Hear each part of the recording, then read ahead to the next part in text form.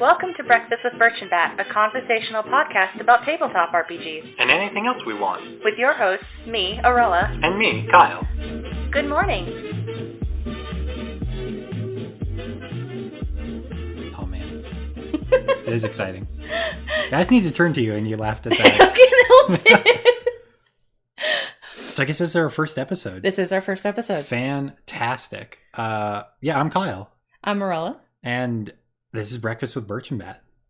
We've been meaning to do this for a while. Absolutely. And we are finally doing it. Yeah. I'm really excited. I've been podcasting for a couple of years and then stopped for a while and I've been missing it. So it's good to do it again. I've only done like interviews, but I've always wanted to do one of my own. Mm-hmm. And doing one with you is obviously the best option. Yeah. Of that, because we have so much in common. We're always sort of talking about all kinds of stuff together and everything. It's like, we should just record this and put it out there. And like, that'll go over great. It'll be fine. It'll be fine. We're interesting. Zero maybe, downloads. Maybe. No, come on. But yeah, this is a tabletop gaming podcast where we mostly are just going to be talking about like stuff we're interested in with tabletop games, things are coming up, like whatever the hell we want. Pretty much, yeah. I guess, because the thing is in interview ones where they talk about like Dungeons and Dragons and other stuff, inevitably the first thing asked is like, well, who is your first character? How'd you get started with the game? So we're going to talk about our first characters today. Hell yeah. You want to go first? Oh yeah, I guess I can go first. Yeah, you can. Yeah. So, okay. I started playing Dungeons and Dragons in high school, and that would have been the early 2000s, like 2002 or so. Mm-hmm. So I guess that was 3rd edition Dungeons and Dragons. Those big old books with like the old style covers and everything with like the embossing on them. Yeah. I can't even remember his stupid name. I played a human bard named Matheson Bates. I think that name was literally because I'm the biggest apple polishing dork around. I think that name was a combination of like two of my philosophy teacher and my economics teacher. My sweet baby. Listen. honor roll and everything. Oh, that was me. Oh yeah. Oh, God, would have beat you up. Yeah, you absolutely would have. That's okay. But yeah, so he was a human bard. I kind of envisioned him as sort of like a Homestar Runner, so a rather dashing kind of character. He wore really simple clothes. I think he had kind of a beatnik vibe about him. He played the bongos. Oh my God. Because they were like, you can have whatever instrument you want. And I was like, kind of electric guitar? And they were like, no, it's a fantasy world. Excuse you. You can have a fantasy electric guitar. That was my argument, but I don't think my original Dungeon Master thought that was feasible, so... With magic, anything's feasible. Has Mary Poppins taught us nothing? That's what I've been telling everybody. God. And apparently... No, people listening at home, if you run Dungeons and Dragons, put magical electric guitars in. It's not hard. It just plays like a normal guitar, but has the wailing sound of Queen. Yeah. It's magic. It's magic.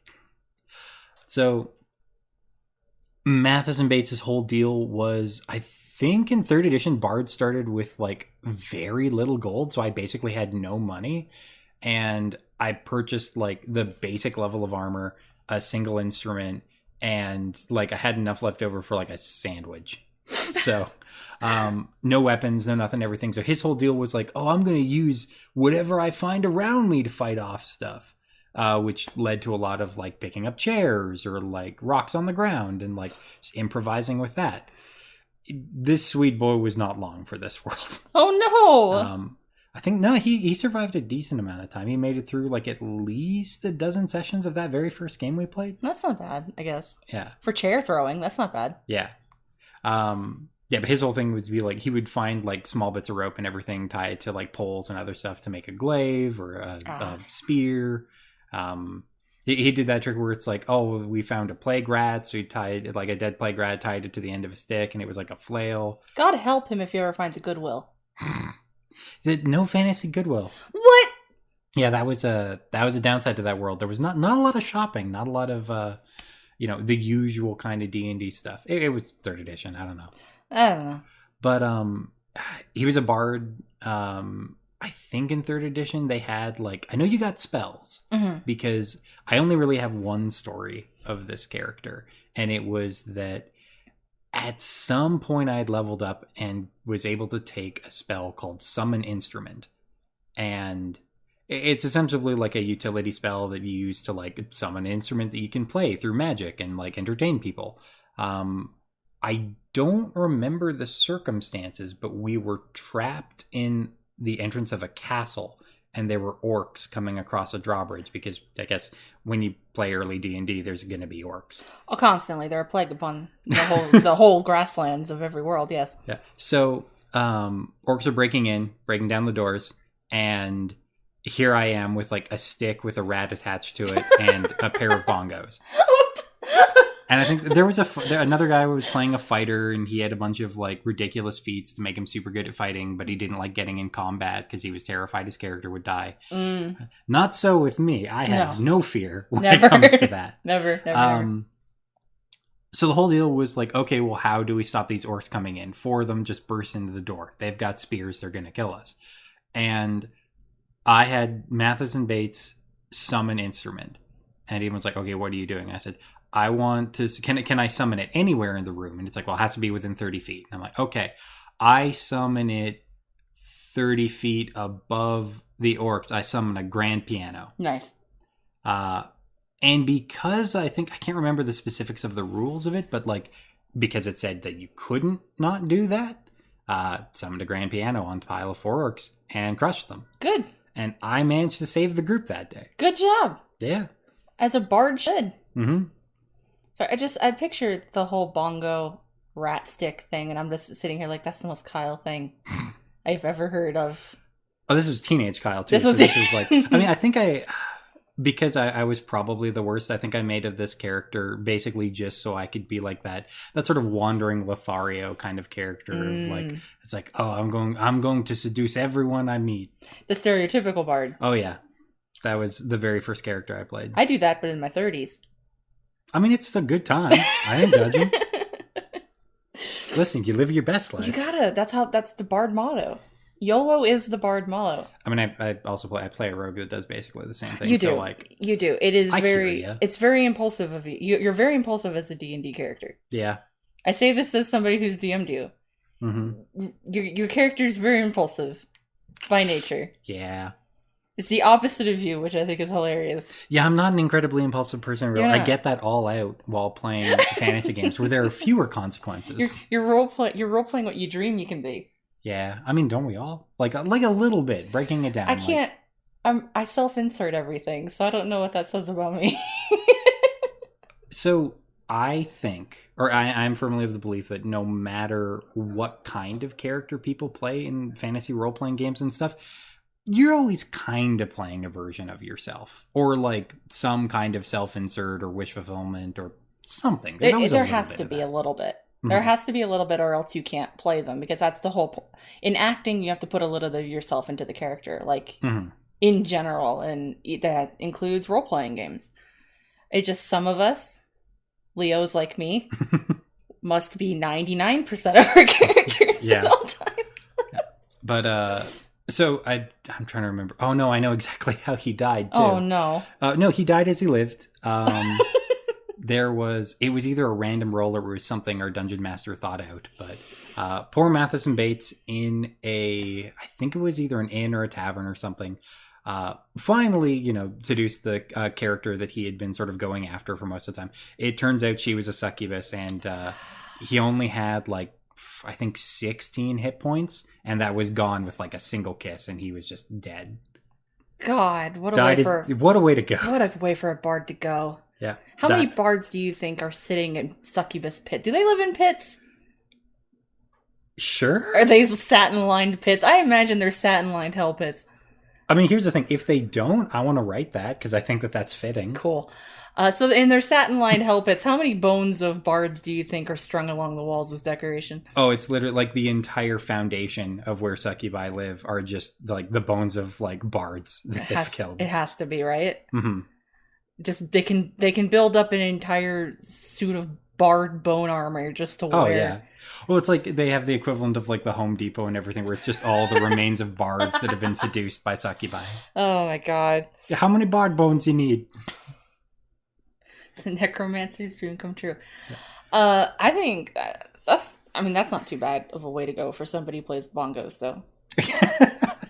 I mean, really? Listen, I must have been 16 at the time. It's not a bad way for a 16-year-old to go. Yeah. I mean, here's the thing. I remember exactly who that character was, and I know a lot of the other people I played with, dude. I can't remember a lot of what the other players played because they were, I guess a little more generic or something. But, like, that's the thing when you play D&D. You eventually come away with stories like that. Yeah, absolutely. So how about you, Arella? Who was your first character? My first character has a name I can't remember and is a thing I can't remember. However, the first character I do remember playing that I put so much into is Pumpkin Blossom, a pixie witch. That's fucking great. Pumpkin Blossom, the pixie witch, where she was a character because I was still pretty fresh to D&D.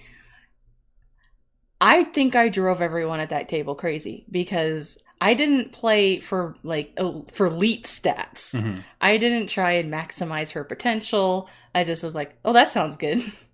That sounds aesthetic as hell. Yeah. I want that. Like her familiar that she ended up getting was baby dragon. I think, was it wormling or something? Pseudo dragon? Pseudo dragon. Thank you. Sorry, it's 4th edition. And she had a little red pseudo dragon that was just big enough for her to ride on. That's amazing. Actually, so explain because I don't think they're in 5th edition. What is a pixie? It's a fairy but a bastard. That's amazing. It's an asshole fairy is what it is. But it's like a really small character. It's right? incredibly small. It's to the point that you can share a space and take complete cover from another player. Oh, that's awesome. Which I did all the time with our tank.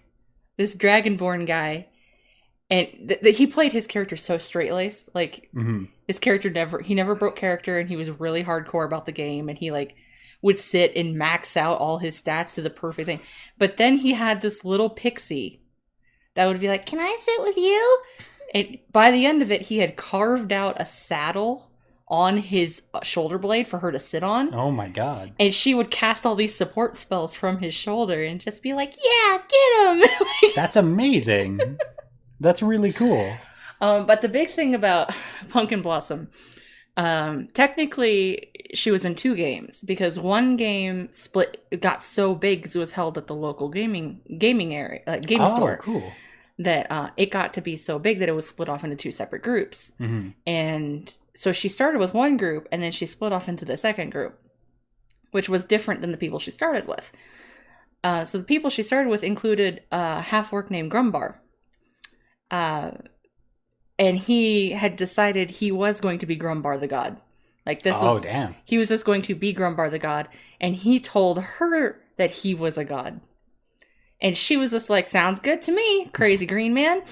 And by the end of it, she was trying to convert other people to the religion of Grumbar. Oh my god. And she would write long-winded stories, like the Bible of Grumbar essentially, of all of his exploits. And then all of the exploits of the rest of the team phrased as, but Grumbar blessed you, and that's how you were able to do it. So they never got credit for anything they did in her book. This is all stuff I actually blogged, by the way. That's amazing. Back then, and they were able to read it, and they were laughing so hard about it. She managed to convert almost everyone, except for the cleric, who was deeply offended by all of this. I imagine so, Deeply offended by this little pixie who was just like, but Grumbar the Magnificent is our god. It's like, fuck no. That's such a fun character. Oh, that's got to be so much fun to play, too. It was awesome because I never got hit by anything. I don't like fighting. Yeah, whenever you play RPGs and stuff, you're not super into combat. I love playing charismatic characters. Why I play a bard mainly, but she was a witch character, and I still didn't really like combat, and so I just like to sit on someone's shoulder and help them with helpful spells and never get hit. That's a lot of... Also, 4th edition was really good for that, too. It was. Like, there was a ton of utility stuff you could do and tons of buffs and other fun things. Yeah. Like, I miss it. I only have one epic story of her from when I was playing her. And that was when we had to fight a giant dragon. It was a metallic one. I don't remember what color. But it was a big boy. And it was really scary. And we were surrounded by cultists or whatever on all sides as well. And we had to get out of there. And it was either go back through a thing of like 40 cultists who was going to kill us. Yeah. Or face the dragon who was going to kill us. Oh, God. Choices. And so I rolled my brand new spell, Polymorph. Oh. And it worked by like one, like it was one number. Like if he had gotten one higher on a roll, I would have not done that. God, that's so good. And it was shrunk down to a frog, and our tank, I think he played a barbarian. I think he was a barbarian. But he picked him up and yeeted him over over the side of the entire castle. Oh my God. And it bought us enough time to get the hell out of there. I love stuff like that. Like when story basically just comes out of like fluke moments in combat of like, wait a minute, I've got this cool thing. Because we were all just like, okay, who's going to sacrifice themselves running in there first? And they were still arguing about it. I'm like, I'm going to try polymorph. Can I polymorph him? It's like, yeah, sure. Go ahead and try. And everyone's like, she's not going to be able to do it. Mm-hmm. And then he did. It's like, oh! It's like that 1 in a million chance. It was a 1 in a million chance for me. God, that's a good time. I was also shy as hell. So at the table, I was the quiet, like very, very quiet one. And so having the little quiet girl in the corner in this group of super charismatic guys and have her get the polymorph on the big dragon, that was a moment. That is a moment. That's really cool. Yeah, she's a good girl. Didn't die. Fantastic. She never died. The game just kind of evaporated. Mm-hmm. And she went off to go and explore the world and spread the news of Grundbar somewhere else. That's really fun. Yeah. Also, I really miss... Because I was... both the Pixie and the Witch were both from Heroes of the Feywild, right? Yes. Yeah, I remember when that book first came out. That was amazing. I really enjoyed playing a witch. I really did. The Pixie... The best thing about being a Pixie was being small. Yeah. Well, they could fly, too, right? Yeah. That's also really fun. Yeah, there's so many holes they fell down. And I was just like, are you okay? I guess, that's not a problem, is if you can fly. You okay down there? Do you need to get a rope? Mm-hmm. Sorry. Yeah, I'm actually kind of envious. I haven't... Because I've only played... I can count the number of player characters that I have played probably on both hands. Because most of the time I'm a dungeon master. Mm-hmm. Like, I'm usually the one running games. And yeah, like that very first D&D character I had, like, was not long for this world. I think I've played... Okay, this isn't how many times I've played D&D, but characters, I think I've played 4. Wow. And... That's it. Well, you see characters through to the end. Like I don't just see characters through the end. I see characters through 2000s events. Because I just do that. You just play different versions of like the same character concept? It's the same character every time. Like that's just the thing. Like I just continue their lives going on and on and on and on and on and on and on. Mm-hmm. It's just I don't know. It just clicks with me to long form role play something like that. Absolutely. Well, you're super into like comic books and like a lot of long form storytelling stuff. So like that kind of makes sense. Yeah, I'm a DC Comics girl at heart. And if nothing, DC Comics taught me that death means nothing and everyone always comes back. Oh, yeah. That's very true. How many times has Superboy been resurrected? I've lost count. So if he can do it, I can do it. There you go. Yeah, because I think I've played that's the thing. Most D&D characters I play last for a handful of sessions and are either unceremoniously killed off or just something bad happens. And it's like, well, making a new one. I've had a couple of characters that stick around and everything. Yeah. The one that was going to like my favorite D&D character. You okay if I sort of do that one first? Yeah, go for it. So my favorite D&D character is one that I've been playing for the past... God, I guess it's almost been 4 years, 5 years? Oh, possibly longer. I think 6, maybe. Damn. Yeah. So I play a half-elf rogue named Rose Royce. She's half halfling, half high elf. So she's very short and very round, but she has sort of like huge elf ears. She is the half daughter of a high elven noble. Mm-hmm. So she's got like noble blood, and she's like most of the time living in a palace and other things, but she sort of moonlights as like a cat burglar. So that like thief with the heart of gold trying to get back at like her rich stuck up parents. Just don't understand me, Dad. Basically, yeah. I love Rose. I love Rose to pieces. But that's always like one of my favorite things about her that makes me laugh. It's like, well, why do you do this? I hate my dad. Yeah. It's mostly to get back at my parents and like because she was raised around like high elven aristocracy, which is like, imagine regular aristocracy. And now imagine that it lasts for almost a millennia and is just the most stuck up and stuffy and like full of themselves. Because like humans are definitely full of themselves. Elves have that down to a science. And Rose doesn't really like taking part in it. No, she doesn't. Like, I think she likes the privilege that comes with being like kind of a rich person, but doesn't like a lot of like the pretension and like the elitism that comes with that. No. She's a much more down to earth girl. Until she can benefit from high society and put on a fancy dress. Oh yeah, anytime. She loves parties. Well, she's trained in diplomacy and she's trained in persuasion and like and getting crunk. Yeah, getting crunk.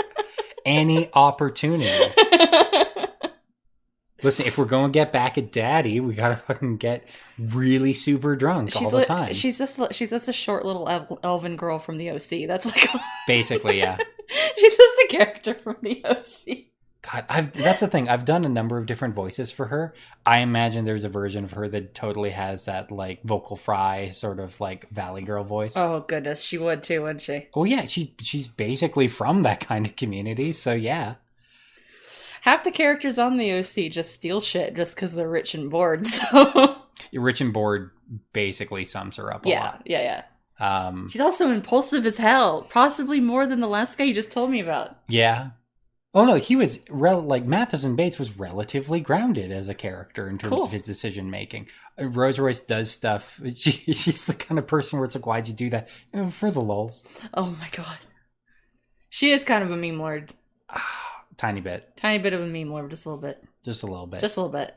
But so the thing is, I usually play her because playing rogues is really fun because I like being the sneaky person, but also I like being like the person who picks locks and like gets into places in and out without like starting combat and stuff. Like that's something I enjoy.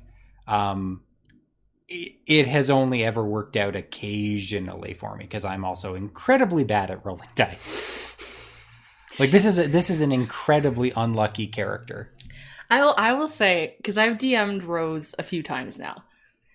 You have ideas that if the normal player had these ideas of like, well, now I'm going to be impulsive and go off inside my soul to this devil to get what I want for exactly 2 seconds.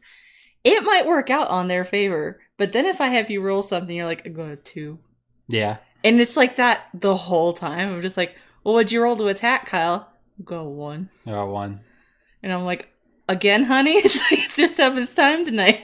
There's been a series of combats where it's just been like terrible roll after terrible roll. Most of your companions have been hurt more by you than anything I've ever thrown at them. I mean, yeah, because like she has daggers, but the big thing I always make sure that Rose has as a piece of equipment is a crossbow. Mm-hmm. Because she can't be using a bow; those things are probably too large for her. Yeah. But like a crossbow is perfectly sized, and it doesn't require like the amount of strength that you would need to pull back a tremendous bowstring and everything. No. That's not her scene. No. Plus, bows are elegant. Reminds her of her dad. You can't have that. No, sir. Crossbow's a young person's weapon. It's what the edgy boys use. Yeah. But she's terrible with it. Yeah. Like just straight up. Mm-hmm. Because that's the thing, because crossbows often have like a misfire thing. If you roll a 1, you accidentally might hit your companions, and that's happened before. In my games, it's a 100% guarantee if you roll a 1, you hit your friendly companion. fire is 100% on in your games? Because it's really funny. It's really funny just to be like, I'm going to roll dice, who does this hit? And everyone's like, oh no! Rose, not again! The fact that it's not again. Not again. Well, yeah. You literally killed one of your fellow players in one of my games. That's right. You hit them so much with failed shots that they died. I'm sorry. Don't be, because I got their soul assigned to one of my other gods I wanted them to Oh, yeah, that's right. Yeah.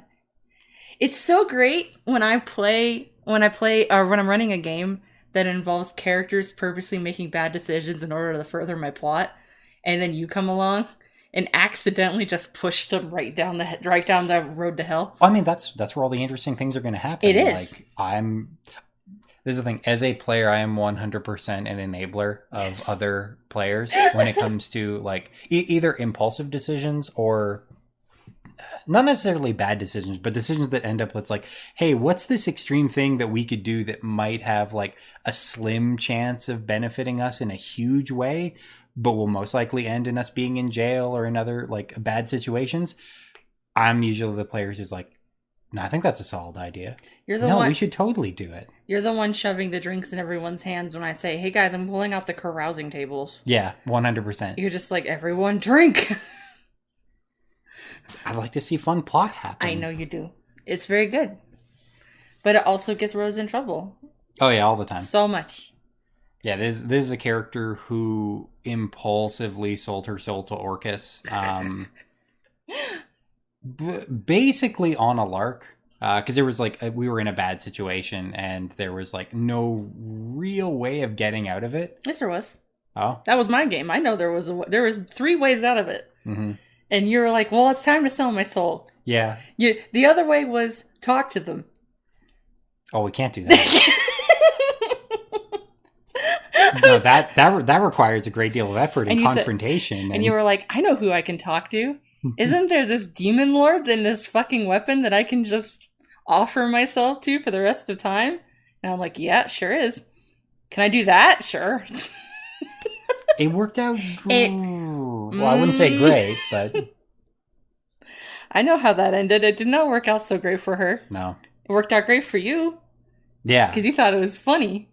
Well, not just funny, but I also thought it was like an interesting story point. It was, yeah. I worked hard on that story, but still, that was a funny moment of me looking over my notes and going, "This wasn't a path I had written down." I'm so sorry. I was saving that for somebody else, but Rose, perfectly fine. Let's go.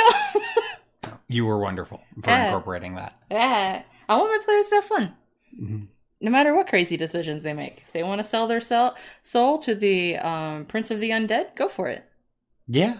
You get some cool powers out of it. You do. You become a demon. Yeah. Mm-hmm. But it's also, I'm trying to think, I haven't played her in a whole lot. I've played her in a couple of your games, a handful of my friends' games and stuff. Because I'm a dungeon master, she usually ends up as like a recurring NPC in the stuff that I run. Yeah. Just because like, occasionally she'll be a shopkeeper, or if they need a rogue for something, there's a helpful one around. Yeah, I really love playing that character. I love watching you play with her because it's like, I don't know, like there's spark that you get when you're playing Rose. It's like this fire inside you. This lights up in your eyes. It's like, an opportunity to be sassy. I can be chaotic boy now. Mm-hmm. Pretty much. But yeah, she's partially inspired because I'm trying to think like where she kind of came from. Yeah. I think she's partially inspired by, what was her name? Rose Dawson in Titanic. Really? Oh yeah. Cool. That sort of like unhappy with her current situation rich girl. Right. Yeah. Like the sheltered rich girl who yearns for more out of life. That makes a lot of sense, actually, now that you connect that. I don't know why I wouldn't have thought of that before. Yeah. Was it Kate Winslet? Yes. Yeah, that's who it was. I was like struggling for the actress's name. I was like, who is this person? But yeah, that was a certain amount of her comes from that. Cool. I think that's about it. There's not a tremendous amount of thought that went into this character. It was just like, here's a design I like. Rogue, short elf, cool. Really, that's kind of all you need to get the ball rolling on a character like that. What develops is what comes out of her over time, with the stories that kind of stack on one after the other. Oh, yeah. But what about you? What's your favorite? Who's your favorite character? I wonder. As people who know me listening to this podcast are like, when is she going to start talking about Priyana? Because it's coming. So I have a bard. Mm-hmm. She is a half elf, half Vistani bard who lives in the world of Ravenloft that I have been playing for a very, very, very, very, very long time. Oh, yeah. In just your game, we are about to hit 2 years. Wow, yeah. That's just your game. God, it feels like it's been longer than that, but I guess, yeah, only 2 years. Technically it's been longer. I've been keeping track for 2 years, but we were playing before that. Okay. So it's probably more like 2.5, almost 3 years. But so that's just 3 years in just yours. That's not counting the years and years and years before that. And this is a character I've played consistently that whole time. Oh, yeah. There's a continuity to her. Not just continuity, but like it's...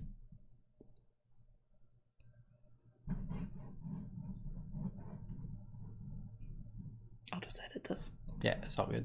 I want to make sure it stayed up. There we go. Maybe it's thinking about it. I don't know why I did that.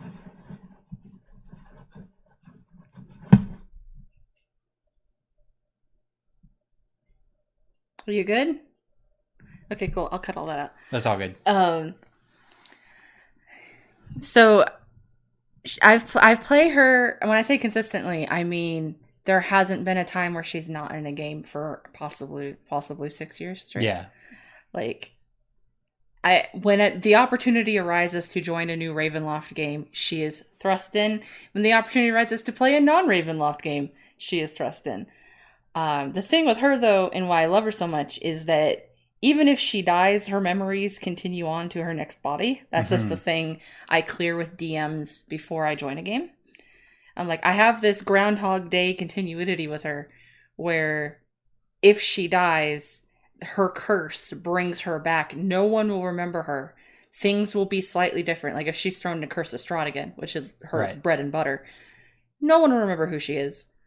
And things will be different because every DM plays it differently. So she can't count on her own memories to tell her how to win the game, in quotations. Right.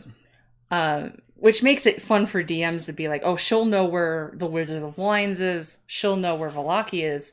But she doesn't know who's there. And she doesn't really know what's going on. Yeah. Because I can throw anything at her and it's going to confuse her. So I've been playing this character like that for a long time. I believe if I keep up with how the years of continuity work, she's been alive for over 350 years now. That's ridiculous. Yeah. I can track that as to where all those years got split up over time. Yeah. Currently, she's in your game. Yeah. And she's also an NPC in 7 other games that I don't have control over. That's amazing.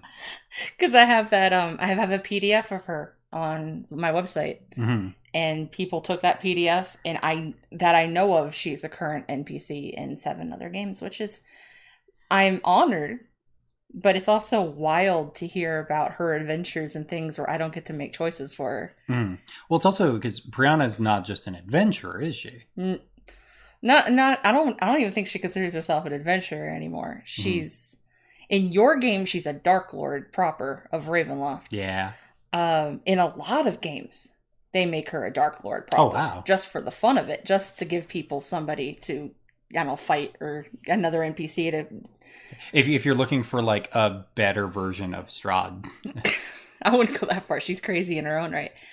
I've seen a lot of people use her as a vessel for the goddess Hala. Oh, neat. In Ravenloft, because she is one of the only NPCs people can find that are connected to Hala, because it's kind of a dead religion in Ravenloft right now. I've seen her used as just a chef, because she's a chef. She doesn't have a musical instrument. She plays the viol or the fiddle, but she barely does. She uses cooking, like her implement's a frying pan. And she uses not essential oils, but like oils and spices and things like that in order to use bardic inspiration. And she cooks food and infuses it with magic. And like, that's just how... That's really cool. She interacts with the world. So a lot of people use her as a roaming chef. That's always been sort of my favorite aspect of the character, is that she's a practicing cook and chef, and that like a lot of what she ends up doing in assorted fantasy worlds and everything is like preparing dishes and meals and things. And like that kind of role allows her to work really, really well as an NPC. Oh yeah. Way better as an NPC than a player character. Because I get into games and they're like, well, now you can make food. And I'm like, cool, where do I get the ingredients? Well, I don't know. Just go down to the store. Like, what do you... If you're in the middle of nowhere, you're not going to be able to find baking powder. Like, yeah. So sometimes it works out for her to be a chef, and sometimes it's harder. I like games where I can forage. Yeah, that's always a good thing to do. Or they let me farm, or they let me have a wagon that I can line with spice bottles, and I can keep track of my inventory. I'm big into inventory tracking, so it's a really good thing with a chef character to always have an inventory going of your ingredients. Mm-hmm. But she also cooks monsters, which isn't that unique anymore. I've seen a ton of characters also do it that are like pretty big on Twitter and stuff like that. Like it's not a unique concept, but I enjoy it a lot. Oh, you also put like a tremendous amount of work and detail into like making recipes and like making sure that like it's actually legit to how food was prepared in like these time periods and things. I will make sure that there's an actual recipe for every food that she cooks in an actual game. Mm-hmm. I'm going to plug myself. Hold on. Self-plug, self-promo here. I have thebardickchef.com. Mm-hmm. It's where I put all these recipes. They are available for actual cooking and have been made into real life. You can actually make these in your kitchen style recipes. And that's all shit she's done in games. Like real games. So I enjoy that a lot about her. Well, it's always a joy running for you because the game that I run for you, 5 Courses of Strahd, it's a Curse of Strahd game that's over time sort of become its own sort of adventure. Mm-hmm. But early on in it, there was a lot of cooking and sort of cooking challenges and like things themed around making food. Yeah. Like I envisioned it as sort of like cross Food Wars with Hannibal. But it's been really cool in a lot of cases to see like, oh, well, nobles are coming over. Oh, there's this big holiday or festival going on. And like Priyana is very quick to be like, oh, I could make this. And it becomes of like, okay, where are you going to get ingredients? How are you doing this? And getting to go through your thought process of like a step-by-step thing of like, here's how this would work is always super fun as a DM. I love cooking more than most things in life. Like personally me, I enjoy it. It's always fun for me to try and figure out how to get around to modern technology. Yeah. Because if she's able to do it with magic, I don't just be like, well, they wouldn't have the ability to whisk and chill cream to make ice cream. She can have her barbarian friend super whisk it up into a frenzy the way that a machine would. Like a mixer would, yeah. Like a mixer. And then she can have her wizard boyfriend cast Cone of Cold into this box. Mm-hmm. And now I have an ice box. Now we freeze it. Like, you always have to think around your limitations with technology. Because if you grow up with all of this technology and all this modern conveniences when it comes to cooking, when you're now faced with the reality of, like 200, not even, just 200 years ago, even, they didn't have this. So how did they do it? And it means that I spend hours of my free time learning, which is so fun. I have discovered channels on YouTube where that's all they do. And it's just recreating old forms of cooking. It's actually really cool. Like, if anyone is a dungeon master listening to this and is very invested and interested in like world building, there's a handful of really good YouTube channels to look up that are just like people sort of cultivating, farming, and making food in a very traditional, old-fashioned way. It's so cool. And it's gorgeous, and it's just chock full of like beauty and really, really cool details of like, hey, here's how this was actually made before any modern convenience. It's an entire subculture on, I would say, like YouTube, TikTok, all of it. It's a whole subculture. Some might call it cottagecore as well. But also, like, there's YouTube channels like Liziki, I think I'm pronouncing that right, who is a beautiful, beautiful artist. This Chinese woman who lives up in the mountains with her grandmother and who does the traditional methods, long forgotten methods of cultivating, farming, handcrafting, everything. Liziki is the one that I was thinking of when we were talking about this. Because, yeah, it's so cool to see. it just gives you inspiration when you're trying to make recipes like this. Mm-hmm. But I also like trying to try to find a way to make a modern recipe out of old ingredients. Oh, yeah. Like, I have a griffin loaf recipe, which is made with griffin eggs and griffin meat. I know that's controversial for some people to combine those two things, but you do what you gotta. And it's essentially a breakfast egg boat recipe where you hollow out some French bread and you fill it with the meat and the egg and stuff, and you oven bake it. Not something that, in whatever time and era Curse of Strahd is in, they would likely do. Mm-hmm.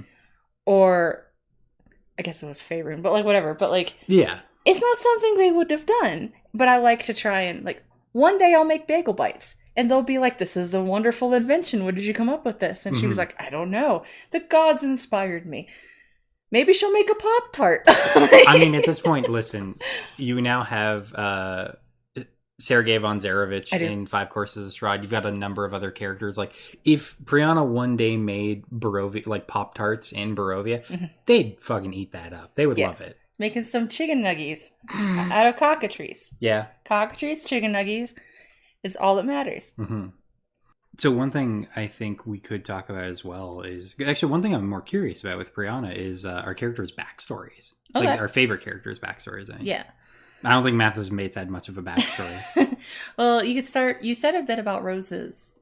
And how she came from, like, a high-end family she doesn't necessarily like. Mm-hmm. What else is in that? So... When I first came up with her, I envisioned that she was raised by a single parent. Okay. She, like, her mom was a halfling. Her father's a high elf noble of, like, sort of middle tier sort of rank. He's maybe not the highest, but he's certainly not the lowest.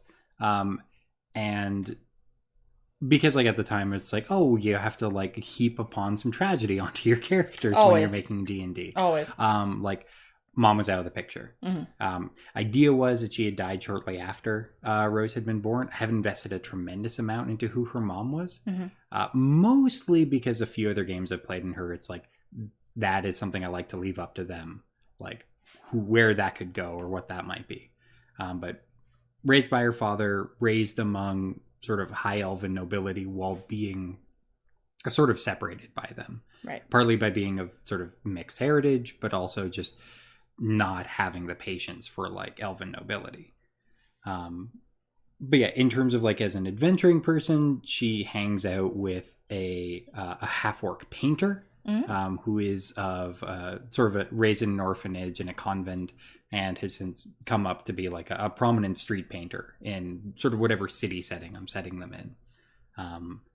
And from there, it's a lot of, like, different thieves guilds and things that she knows, and, like, different organizations she might be a part of, and, like, who she's in debt to currently. Because I like to play in a lot of games where it's a lot of, like, hey, remember that bad thing you did or that job that went wrong and everything? Here's how you have to pay that back, and here's what's going on there. Uh-oh. Yeah, that's a big thing I like incorporating into a lot of games. Yeah, for sure. You can pull a lot of story plot out of stuff like that. It gives a lot of fodder for DMs to use, too. Yeah. One thing, one dungeon master who ran a birthday game for me, one of her friends, M, she ran a game where she wonderfully included one of Rose's sort of noble rivals. She has a rival, a high elf woman named Kelena, who is just the worst. Oh, no. If you can imagine the most, like, stereotypical 80s rich person, like my father, like a very toothsome woman. Oh, no. Who, because that's the thing, Rose can be an incredibly composed and, like, witty, but also, like, very sharp person in terms of, like, how she speaks. That immediately falls apart when she's around Kalena. Like, 'cause there is no sophistication and no poise to her voice at all. It's just like, oh, fucking this bitch. Like, it completely falls apart and she loses all composure. Oh, no. So Poor Rose. I invented this character a while back, and it was the first time she came up in a game, and I was just overjoyed by it. Of course. That sounds really fun. It's always good to have, like, baked in characters like that for people to use. And you're really good. at working those kind of things into storylines. Like, you're really good at it. That's my favorite thing as a dungeon master. It's like, oh, your character's got a backstory? Give me some details. Yeah. Give me something to work with. I will absolutely... Because, like, one of my favorite things about running games is, like, taking a character's backstory and then incorporating it into the actual game once they've, like, gotten through a few introductory adventures and stuff. Like, hey, who was your character's parents? Anything going on there? Do they have any enemies that might come back? Is there some secret revenge they need to accomplish? I'm so jealous that you've had the opportunity to experience that, because Brianna has a backstory, but that backstory, like the origins, never really come up in any of the games she's in. A lot of people are fascinated about that Groundhog Day thing, but they're not that interested in, like, the point before that. Yeah. Because there was a point where she came to Barovia and got cursed. But there were also 20-something years before that where she lived a whole life. She grew up in Rishmulo, which is another domain like Barovia in Ravenloft.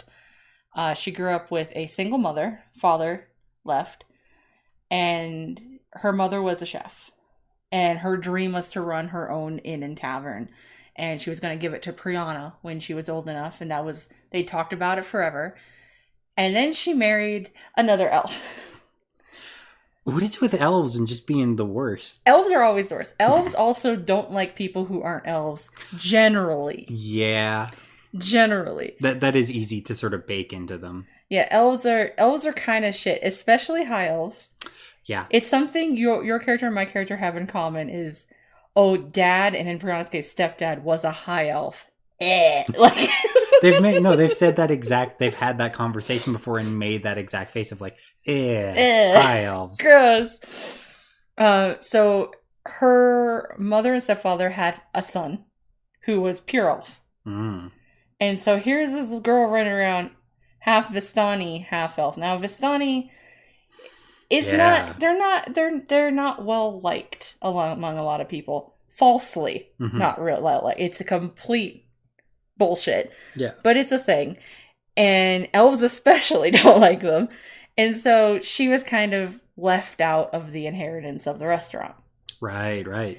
They instead gave it to the brother who had a gambling addiction. Oh, no. Ran the entire place in the ground and bet the actual restaurant and lost everything.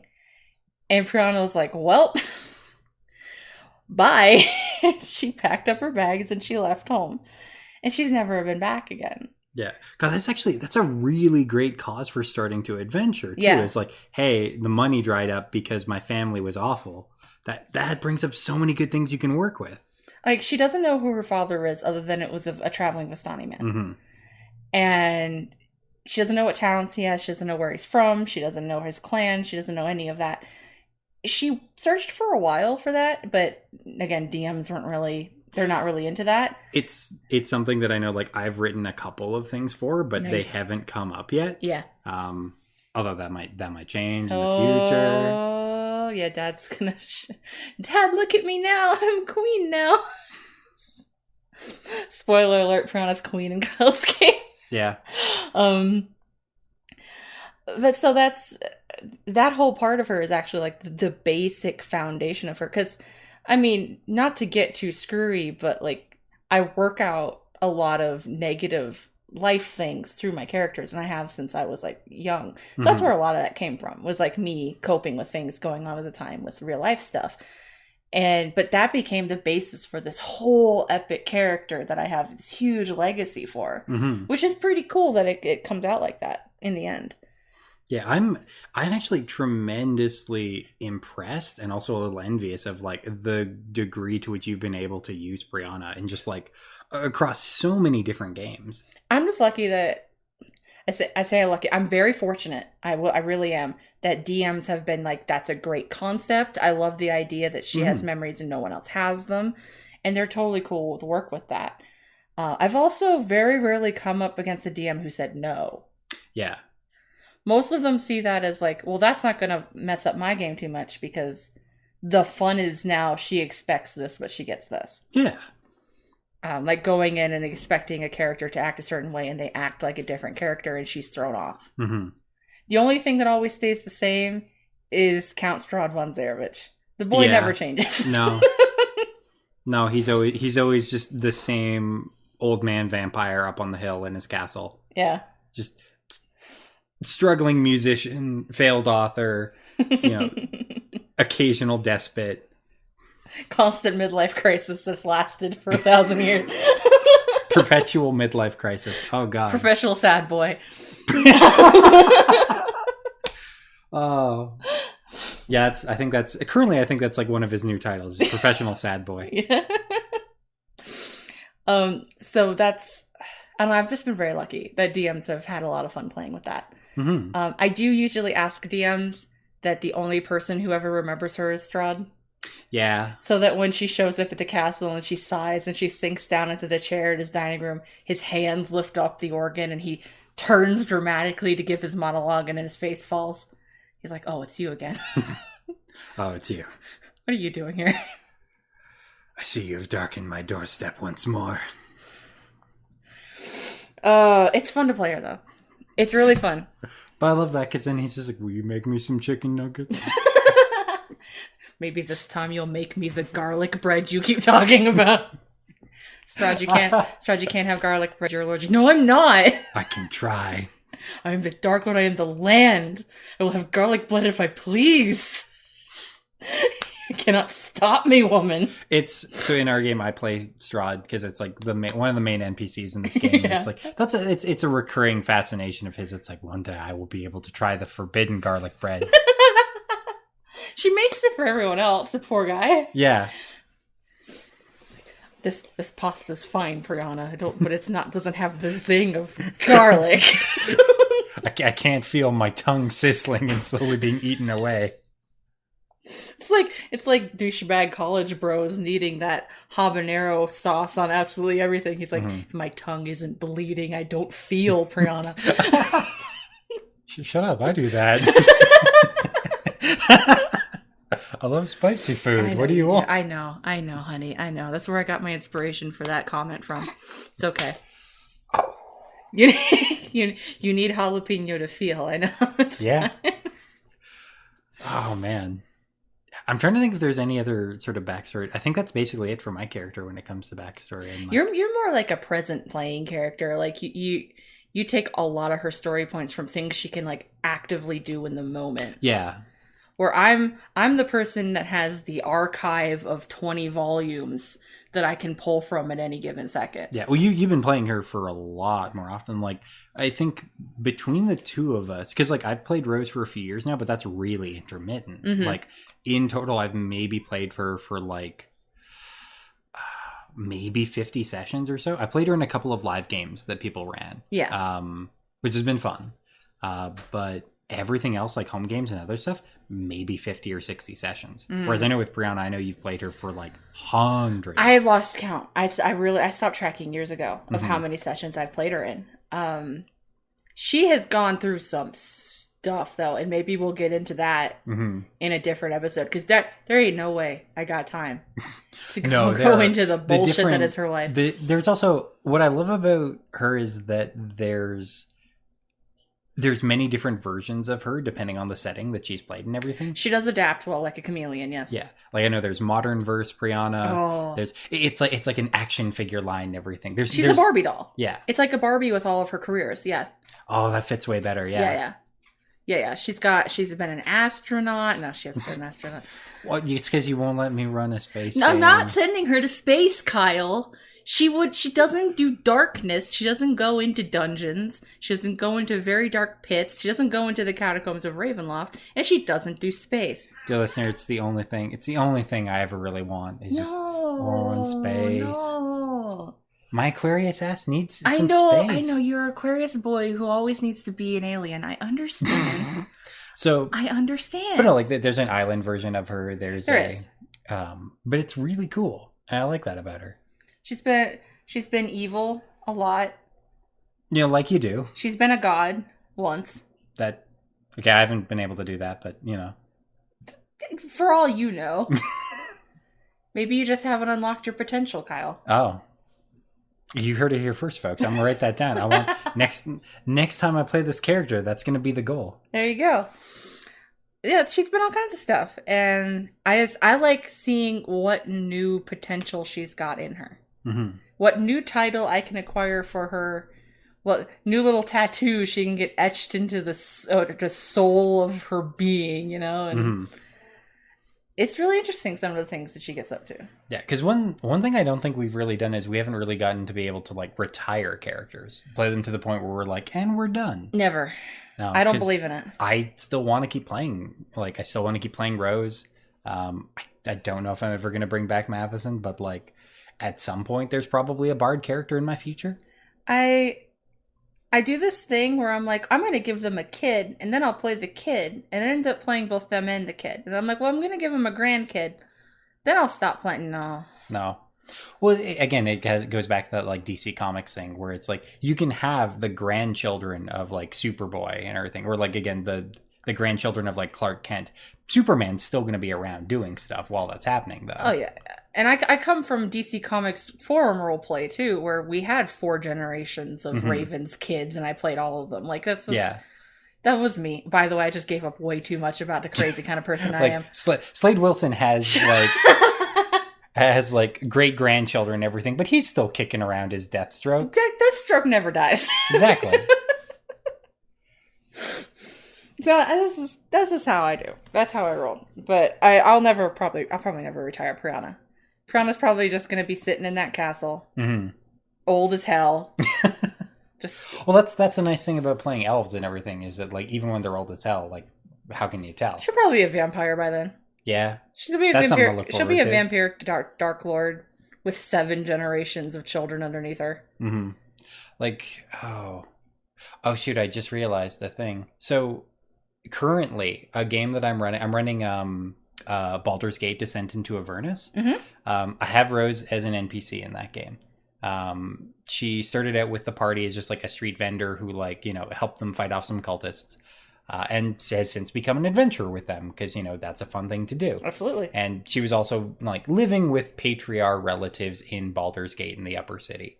And partway through that whole adventure, they ran afoul of a number of cultists, and there's been a whole bunch of different shenanigans because the whole adventure is about secretly, like, there's a plot to drag the city into Avernus, the first layer of the 9 hells. Yeah.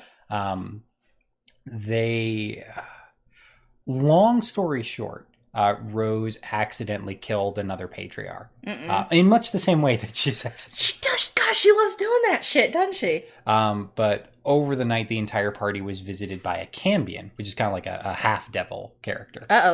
Offering them, hey, I can cover up this crime for you in exchange for your soul. You will not have to face the terrible justice of, like, high nobility in this cutthroat murder town. If you agree to this. And the rest of the party was like, no, that's dumb. We don't care if we're criminals. We're technically, like, temporary cops. It's not going to be a problem. It's because your players are smart, Kyle. Yeah. Well. Oh. Yeah. So I rolled for it to Rose, and she agreed. Oh, Rose, sweetheart. Sweet baby. Later on in the adventure, she was killed by some Bahal cultists. Oop. The party, having come into a large amount of money and had some sway with the temple of... who's the moon goddess in the Forgotten Realms? We're going to get comments about this. I'm just going to let you sit I can here never with that. But yeah, moon goddess... Sehani? Who cares? Moon goddess of the Forgotten Realms. Saloon. That's who it is. There you go. Got there eventually. So, fine.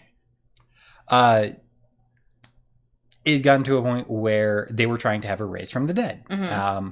They weren't able to because technically her soul is in hell. Party decided to go in after her. Good. That was the motivation for them to go to Avernus to start with, which is nice. It is nice. But they get there and it turns out she's an imp. Of course she is. So now they've got an imp companion sidekick person. And recently found out that, if they get enough soul coins for her, which is like the soul-based currency of the 9 hells that you can collect and use and descend to Avernus. Fun as heck adventure. Yeah. She can actually rise in station and become different kinds of devils. Neat. And I'm super stoked to see how far that'll go. Oh my god. You can get up to like Pit Fiend, which is like the super high one. And I'm like, I need that in my life. Is this a Pit Fiend? I need that in my life. If you get high enough, you can become I think they're called Archdevils. They're each person in charge of each layer of the 9 hells and everything is an Archdevil. And I'm like, there's a future there. Priyana hasn't gotten one Archdevil status yet. I mean, technically, here's another thing we can talk about. Technically, Priyana forged a pact with Asmodeus. I did. That game's been running for almost 3 years now, and she was bound to forge a pact with Asmodeus at some point. Mm-hmm. I mean, it's what you do. It's what you do. Eventually, you just got to do it. If the Lord of the 9 hells, the top tier devil of all the devils and everything, comes to you with an offer, you gotta take it. You gotta take it. So maybe I just work my way up and also become Queen of Hell. I mean, listen, I wrote a whole bunch of stuff once I received that adventure being like, Asmodeus coming, it's like, hey, you got some time? I've got an Archdevil of 1 layer that's not working out super well. Maybe if you fix some problems for me and be maybe, acting Archdevil, maybe we can reduce our agreement somehow. Do I get a cool dress while I do it? I mean, yeah. Hell yeah, okay, man. Nice. But yeah, I've definitely written some stuff about that because that's fun. Oh yeah, that's really cool. That's awesome. I'm glad you're having a lot of fun with that. Yeah, it's cool. I mean, I basically envisioning my character as various different kinds of monster versions of herself is like... It's a very you thing to do. It's a very me thing. Me, I'm like, I want a different dress for everything. And you're like, I need her to be a pit fiend. I need her to have more horns, more teeth, 1,000 eyes. A million billion wings. So that's how different we are, though, and I love you for it. Yeah. Okay, well, I say this has been a very good episode. Yes, it's been fun. We have covered a lot of topics about our silliness and the stuff we get up to. What do you say we do this again next week? I think we should. So, thank you all for listening. Mm-hmm. And we will see you next week. Thank you so much. See ya. Bye. Thanks for listening to Breakfast with Birch and Bat. We're supported by our very own store that you can find at birchandbat.com. We have tabletop adventure PDFs, gaming supplements for your ongoing games, and RPG-themed shirts, stickers, phone cases, mugs, and even more. As always, thank you for all your support, and we will see you next week.